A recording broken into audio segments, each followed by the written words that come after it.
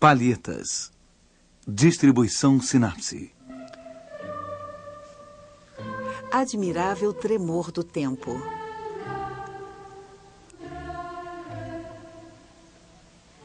Nicolas Poussin.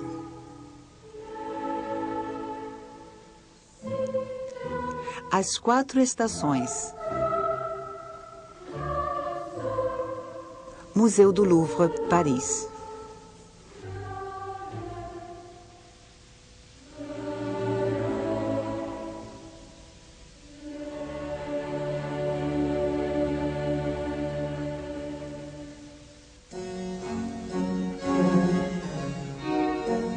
Uma montanha ao longe. Árvores de várias espécies de folhagem verde e farta. Dois rochedos na sombra, entre os quais surge um clarão de luz. Uma pequena queda d'água. Um lago onde nadam alguns pássaros. Pradarias floridas.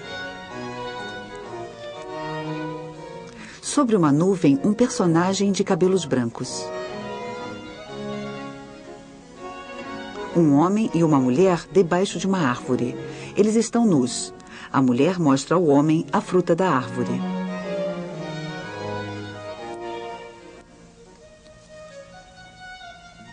Uma cadeia de montanhas.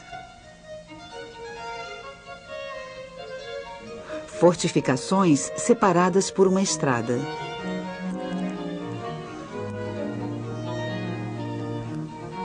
Um campo de trigo durante a colheita. Uma grande árvore em primeiro plano e outra árvore mais discreta à direita. Na beira do campo, um marco de pedra.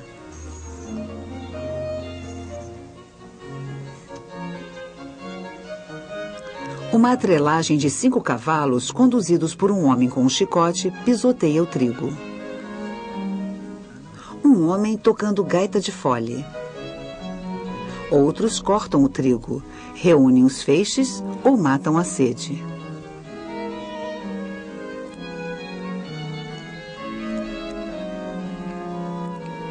Mulheres preparam a comida. É meio-dia.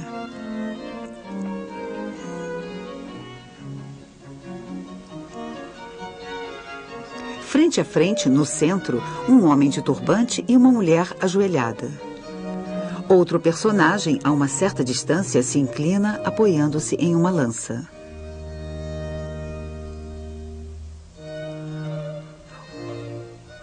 Uma montanha de picos escarpados.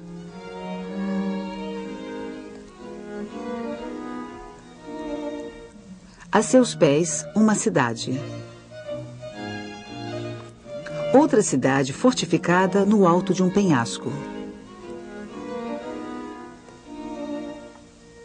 No campo, construções de fazenda. À esquerda, um rochedo com uma árvore de tronco fino. Ao lado, uma grande árvore frutífera. Uma mulher em cima de uma escada colhendo frutas. Outra mulher com uma cesta na cabeça se afasta. Um homem pescando em um rio. Dois personagens transportam um enorme cacho de uva preso em uma vara. As sombras estão alongadas. É o fim do dia.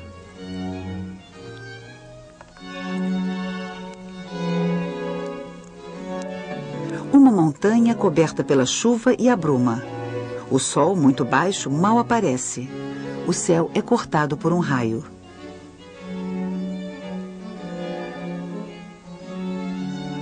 Casas inundadas.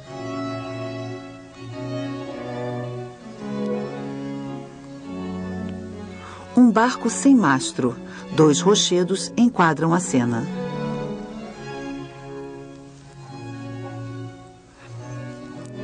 Dois níveis de água. Entre os dois, uma catarata. Um barco com homens e mulheres está afundando. 2 personagens já estão na água.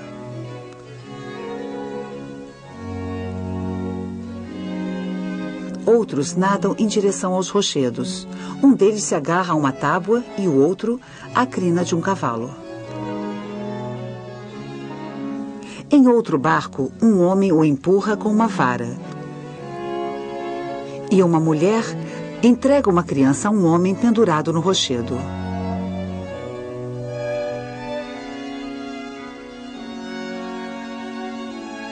No rochedo da esquerda, uma grande cobra avança.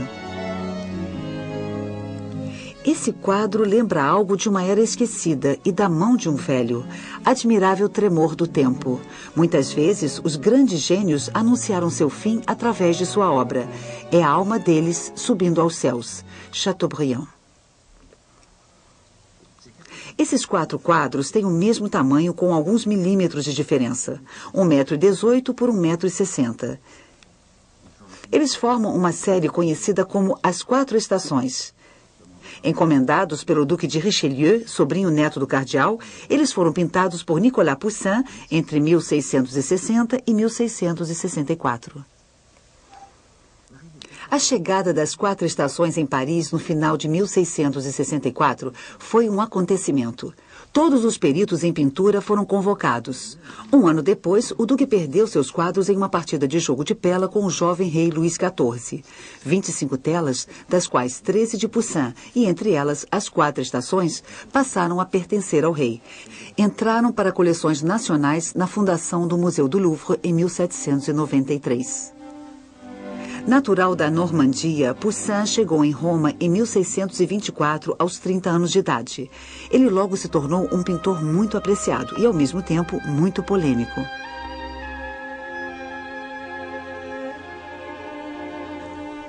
Com exceção de uma estada de 2 dias na França, onde foi nomeado primeiro pintor do rei, Poussin não saiu mais de Roma. Ele levava uma vida normal totalmente voltada para o trabalho, apesar de uma doença nervosa. O corpo e os membros do pintor sofriam tremores.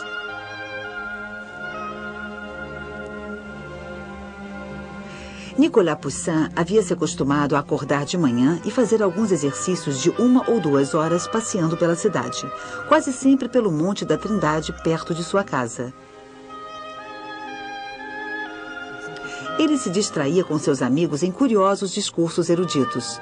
Quando voltava para casa, começava a pintar até o meio-dia e, depois do almoço, pintava por mais algumas horas.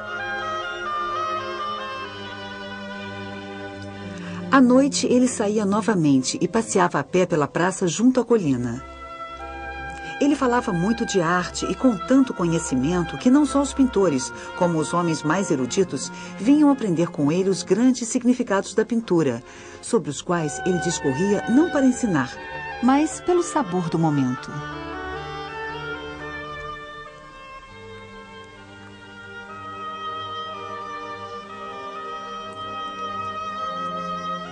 Para pintar as grandes cenas históricas ou mitológicas que reúnem muitos personagens, seria difícil mobilizar uma grande quantidade de modelos.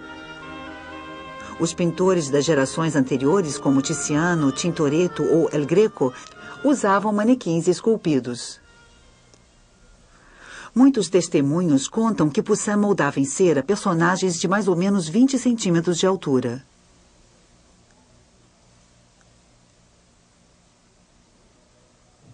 Ele os vestia e os colocava em uma espécie de cena quadriculada que fechava com uma tela de fundo. Ele também instalava os diferentes níveis da paisagem e as construções.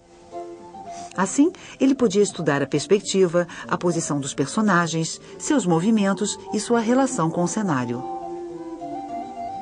Depois, Poussin fechava sua maquete em uma caixa. Nas paredes, ele abria janelas para iluminar a cena. Na parede da frente, fazia um pequeno buraco no qual olhava para estudar a orientação dessa luz.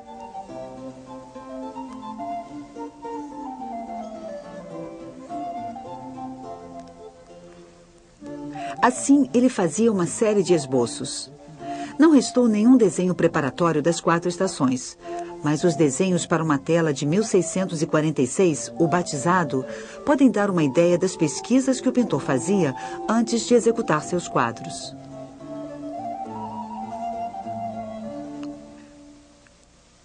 Em suas composições anteriores, Poussin havia utilizado o princípio da seção de ouro e dos sistemas de perspectivas científicas. Em O Rapto das Sabinas, a perspectiva reforça o efeito de explosão, de fuga e dispersão dramática da multidão.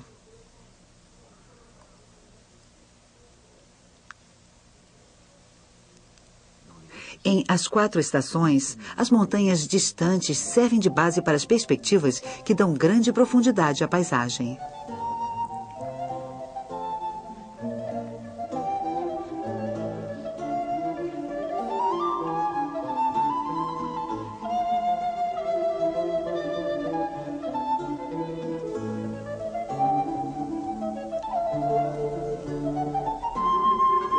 Os 4 quadros são o resultado de uma longa pesquisa do pintor sobre a paisagem durante toda a sua carreira. Paisagem com uma mulher lavando os pés.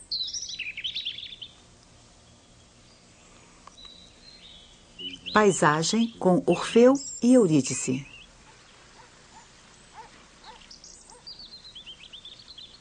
Paisagem com Diógenes. Paisagem com um homem mordido por uma cobra. Paisagem com Diana e Órion.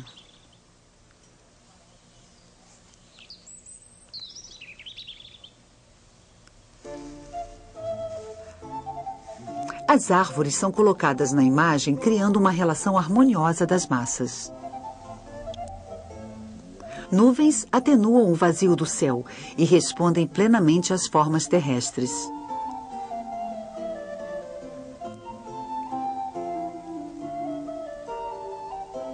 Os rochedos fecham o quadro como os bastidores de um teatro.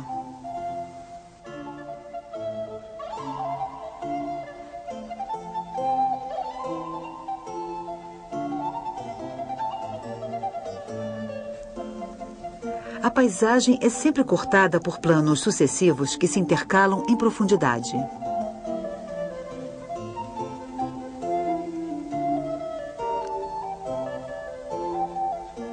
Todas essas camadas trazem os personagens para o primeiro plano, na parte inferior do quadro.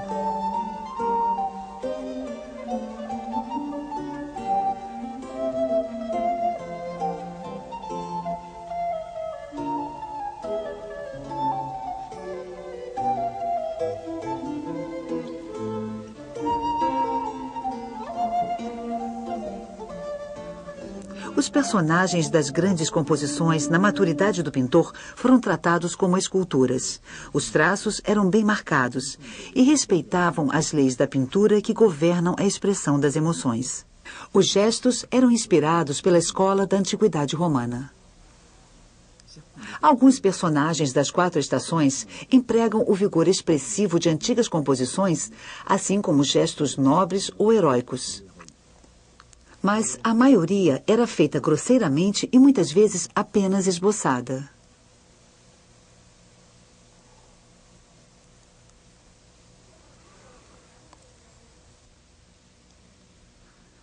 Poussin preparava suas telas com uma cola resinosa, na qual passava uma camada de ocre avermelhado, a imprimatura. Depois vinha o desenho e um esboço rápido com uma mistura de óleo, gema de ovo e branco de chumbo. Depois dessa camada fina que secava rápido, ele já podia começar a pintura. Poussin se manteve fiel a uma paleta reduzida, usando os pigmentos mais comuns da época. Para os tons vermelhos, ele usava vermelhão, ocre vermelho e mínio. Para os tons azuis, lápis lazuli e lazurita. Para os tons amarelos, o ocre amarelo, massicote e amarelo de chumbo. Para os verdes, terra verde e misturas de lazurita com amarelo de chumbo. Para os tons castanhos, terra de siena, natural ou queimada. Além do preto de carbono e branco de chumbo. Da maneira veneziana, para fazer as sombras, Poussin não usava tons mais escuros, e sim tons mais quentes ou mais frios. Seu sistema cromático era baseado na oposição entre o vermelho e o azul, ou seja, entre o quente e o frio. A primavera é uma variação da cor verde. As folhagens e os rochedos são atravessados pelo amarelo do sol nascente, e o azul do céu é denso. O verão é uma variação das cores quentes. Amarelo claro do trigo, cores vivas das roupas dos personagens, nas quais vibram alguns azuis intensos ou verdes. O céu azul é claro. O outono tem as mesmas cores, só que levemente abafadas pelo pôr do sol. As nuvens acinzentadas anunciam a próxima estação. O inverno é uma variação dos cinzas coloridos.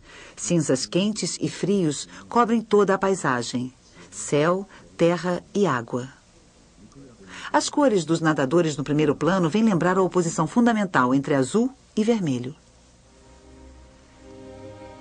As pinceladas são leves, quase pontuais.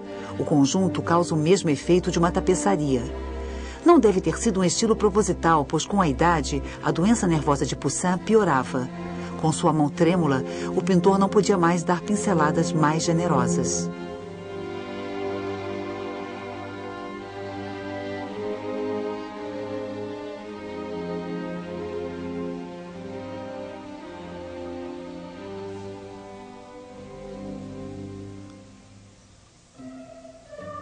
Poussin tinha lido muito e era um grande conhecedor da cultura clássica.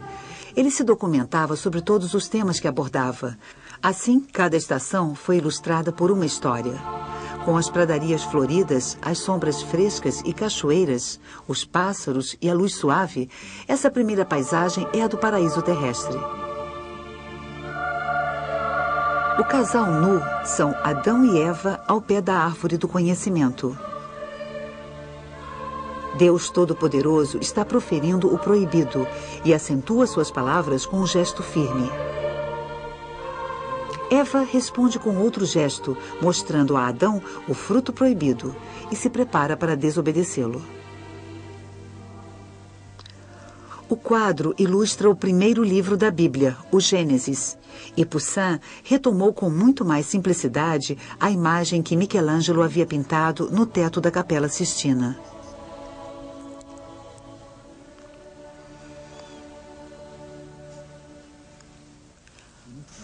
Uma mulher ajoelhada diante de um homem poderoso no meio das colheitas.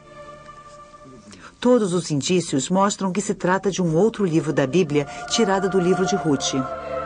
Ruth, viúva de origem moabita, pede humildemente a um rico proprietário de Belém, o hebreu Boaz, a permissão para colher algumas espigas para sua sogra Noemi, que está sob seus cuidados. Boaz lhe dá sua autorização. Mais tarde, ele se casou com Ruth.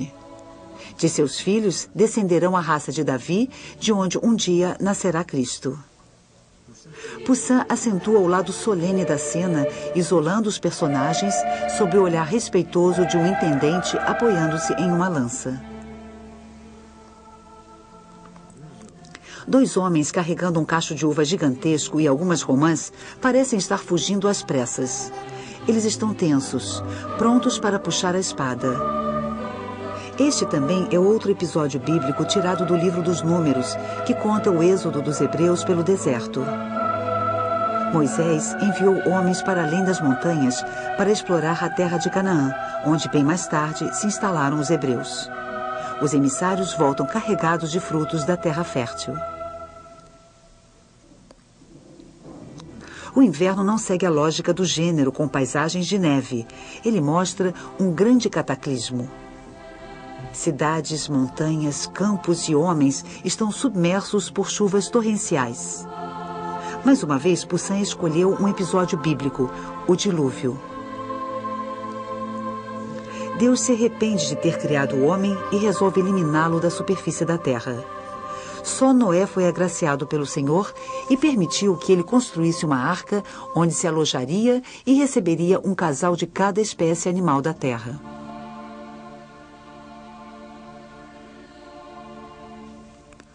Um autor moderno, Willibald Wauerlander, quis analisar mais profundamente o ciclo das estações. Na primavera, metade da paisagem está na sombra e a outra parte iluminada. Em plena luz está Deus e o pecado original se reflete pela oposição entre o dia e a noite. Esse primeiro quadro representaria o estado do homem antes da lei. Segundo o mesmo autor, o verão teria sido inspirado pelos comentários de um jesuíta, Nicolas Serrarius, sobre o livro de Ruth. A aliança de Boaz com Ruth anuncia o casamento místico de Cristo com a igreja. A árvore evocaria a raça de Davi. As espigas de trigo ou os pães, que serão distribuídos no almoço dos ceifeiros, repetem o tema do pão, que é o símbolo do corpo de Cristo. No outono, o cacho gigantesco carregado pelos enviados de Moisés seria como Cristo preso na cruz e o indício do vinho, símbolo do sangue de Cristo. A mulher na escada seria a igreja, esposa de Cristo. Ela colhe os frutos da árvore da vida. A mulher que se afasta poderia ser uma alegoria da sinagoga. O véu pendurado em sua cesta esconde a visão da árvore da vida. Haveria então mais uma referência, a oposição marcada entre a árvore fecunda, carregada de frutas, a igreja, e a árvore estéril, a sinagoga. De acordo ainda com o mesmo autor, o dilúvio poderia ser interpretado como uma prefiguração do juízo final. Aqui encontram-se elementos inspirados pelo afresco de Michelangelo na Capela Sistina, mas tratados de forma muito mais sóbria.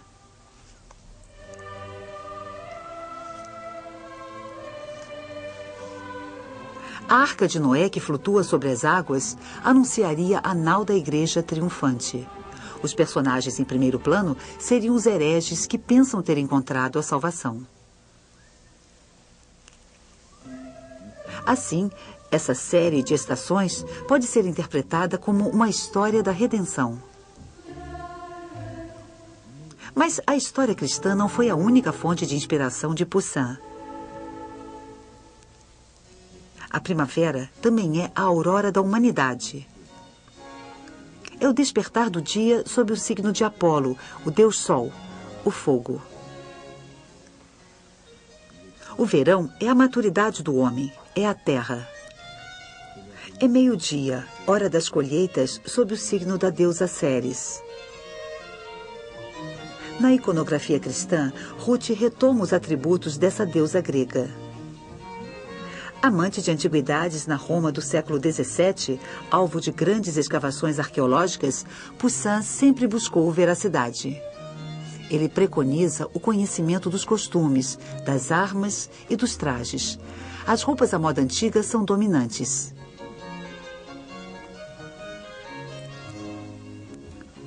O verão é uma paisagem virgiliana. O grupo de 5 cavalos foi inspirado em um baixo relevo do Arco de Tito no Fórum Romano. O outono também é o outono da vida, o início do declínio. A hora escolhida foi o final do dia. A colheita das uvas está sob o signo de Baco, deus do vinho e da embriaguez. O inverno é o fim da vida e a hora é a do pôr do sol. O furor das águas é marcado por Plutão, deus dos infernos, e sua cobra é um de seus representantes.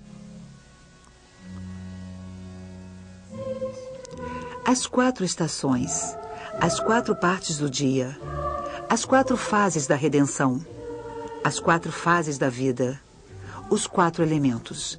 Todos esses temas estão ligados a 4 episódios bíblicos e a 4 deuses da antiguidade, e se recombinam na ideia de uma volta cíclica.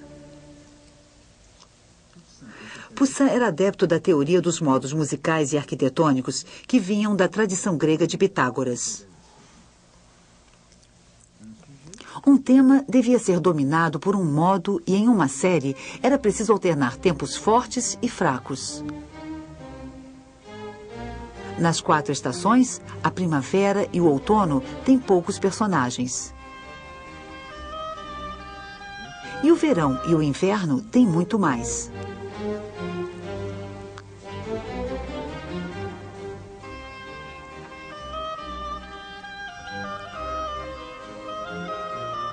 Duas cenas graves enquadram 2 cenas alegres.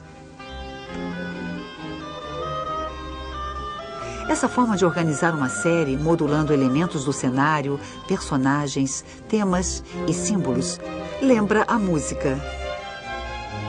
Essa forma em 4 movimentos, característica do classicismo musical, anuncia a sonata ou a sinfonia, que surgirão pouco depois de Poussin. Esta organização das imagens pode parecer muito pensada. No entanto, ela escapa de qualquer intelectualismo. Poussin procura essencialmente sensibilizar ao máximo a sua composição. A paisagem é a fonte da emoção, da meditação, muito mais do que a história que o quadro ilustra.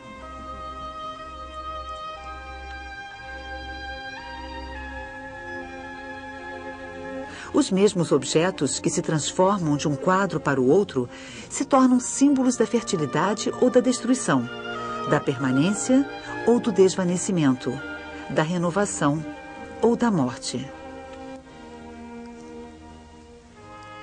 Poussin se aproximou muito de uma visão panteísta, como se o velho pintor quisesse fazer parte de uma ordem maior, a da natureza.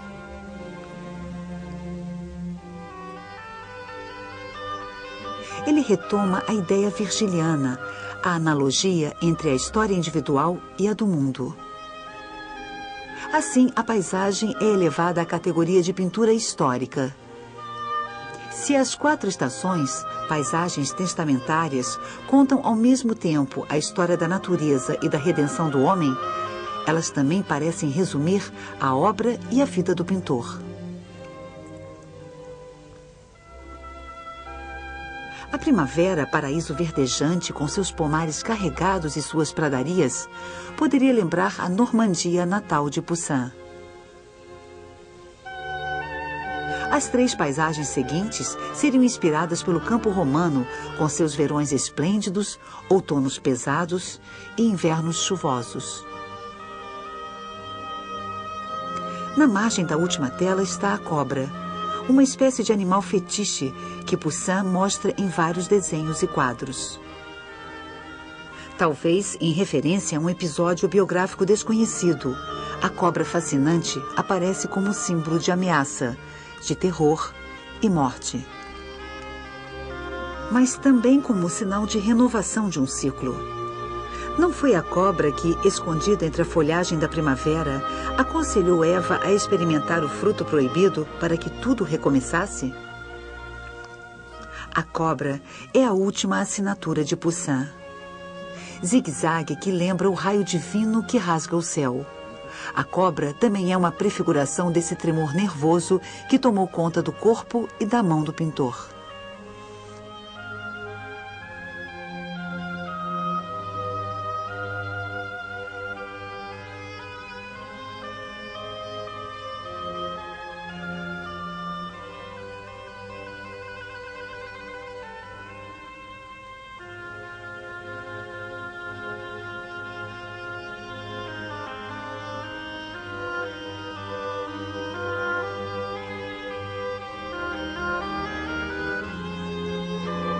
Não há um dia que eu passe sem dor, e o tremor em meus membros aumenta como os anos. Fui obrigado a abandonar todo o meu trabalho e deixar cores e pincéis de lado. Se eu passar desse outono, espero reavê-los.